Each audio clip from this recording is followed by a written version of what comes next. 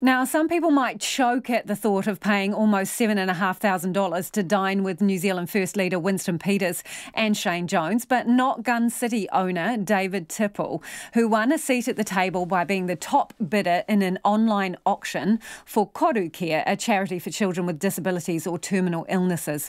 I asked Mr Tipple what about having a nosh-up with Shane and Winston he finds so appealing.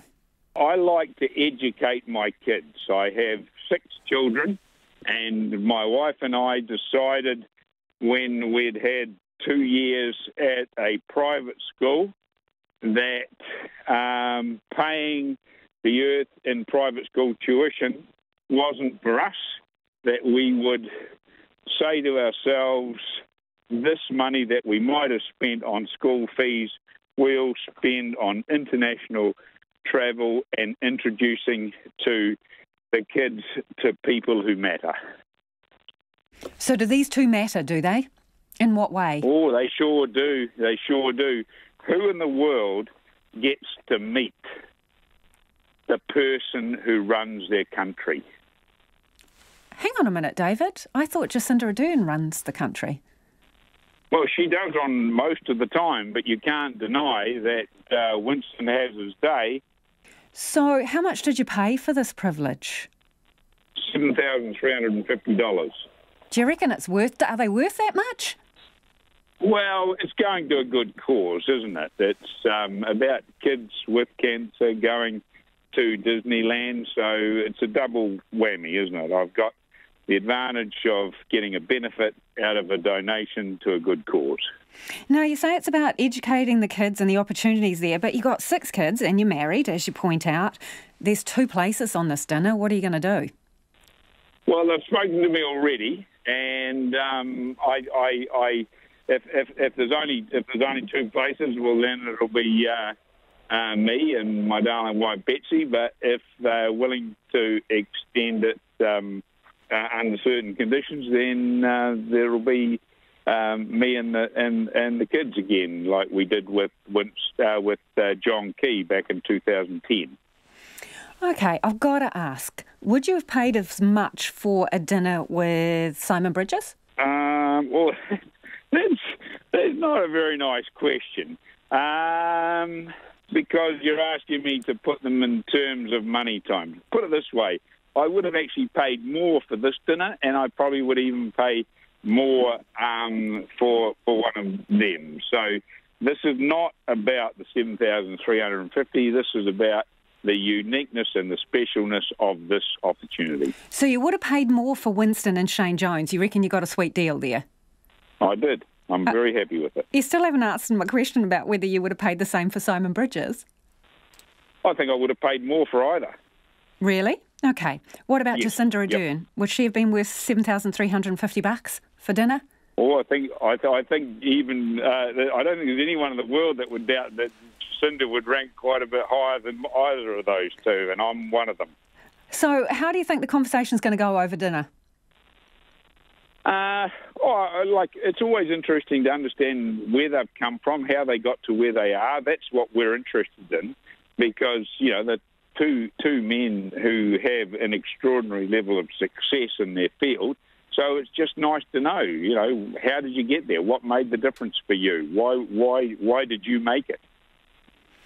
On top of that, these are interesting times in our country, and you've obviously been involved in the discussion around gun law reform. Are you going to bring it up?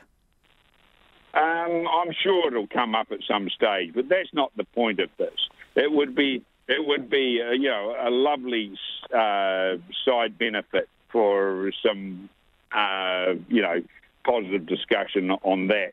But if I go in there hijacking a charity dinner with some kind of lobbying, it wouldn't be very nice of me. We are taking it at its face value, and let's see what comes out of it. I was so impressed after having met Leanne Dalzell after sort of a public dispute. She came to see me at my home, and we both realised that meeting face to face was of so much more value and produced so much more positivity that I decided to meet face to face with Stuart Nash likewise, it ended up in a good meeting. David Seymour agreed to meet us, and it was embarrassing. The national MP, police spokesman, I can't remember the name of right now, and he agreed to meet us. So it was like we have learned from these meetings that it is so much better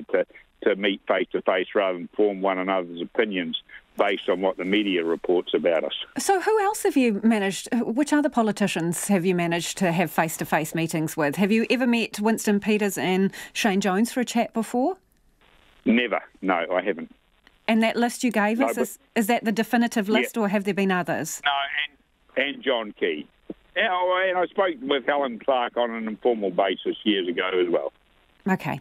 So will you be trying to gauge New Zealand's first position on this second round of gun reform? Are you interested to know whether they're going to support it or what changes they might be after?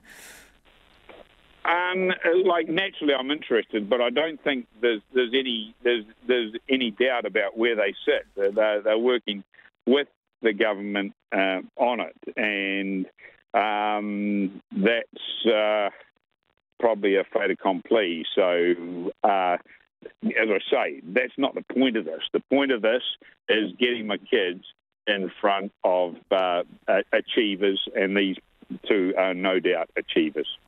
Have you picked the dinner spot yet? No, I expect that Auckland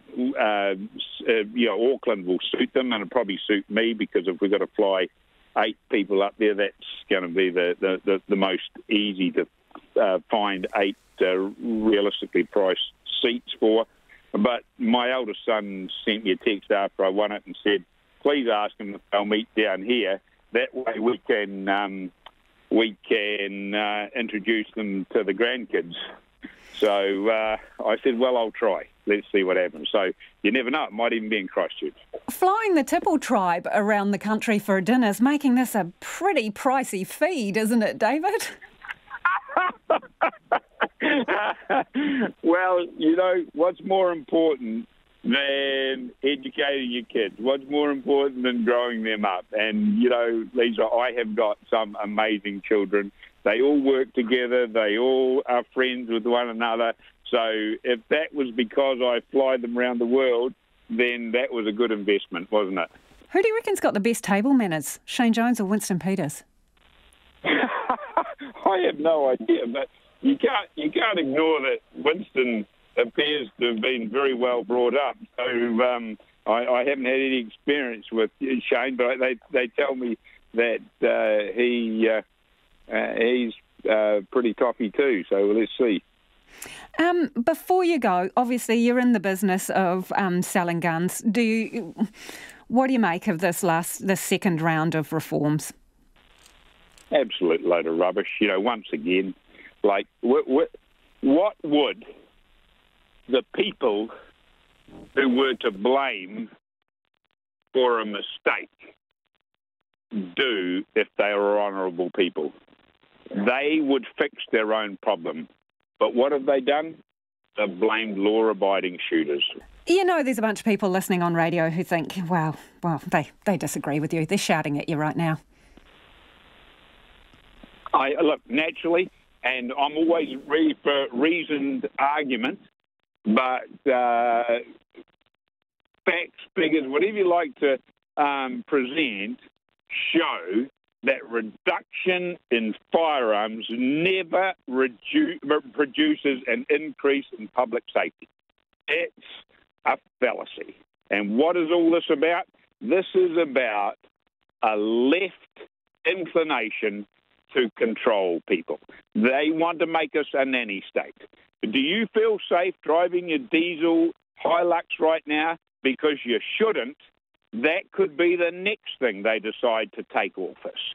This is a nanny state gone crazy.